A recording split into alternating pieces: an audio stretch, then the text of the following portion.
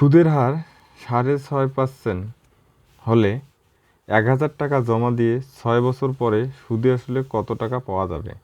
সুদে আসলে কত টাকা পাওয়া যাবে?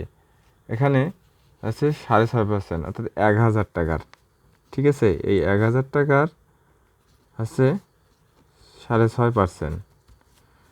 পার্সেন্টেজ মানে হচ্ছে কি, উপরে এই সংখ্যাটাকে দিয়ে থাকবে, নিচে আছে 100 দিয়ে ভাগ। তাহলে আমরা এটা উঠাই দেই, পয়েন্ট উঠে দিলে এখানে কটা শূন্য হবে? একটা শূন্য হবে। তাহলে এই 1,000 কেটে দেব, 65 টাকা, ঠিক আছে? এটা হচ্ছে কি আমাদের 1 বছরের সুদ। এখানে 1 বছরের সুদ, তাহলে আমাদের 6 বছরের সুদ হবে কত টাকা? 65 গুণন 6, তাহলে 5 6 30, 30 শূন্য হাতে হলো 1, 6 6 36, 7 8 39,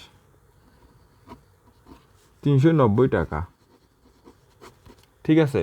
এই 390 টাকা আমাদের কি 6 বছরের সুদ।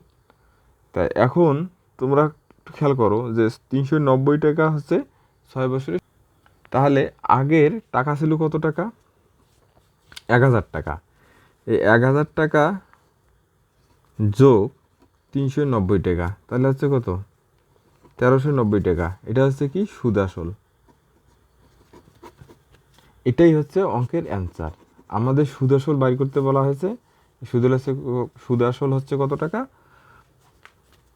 1,390 টাকা।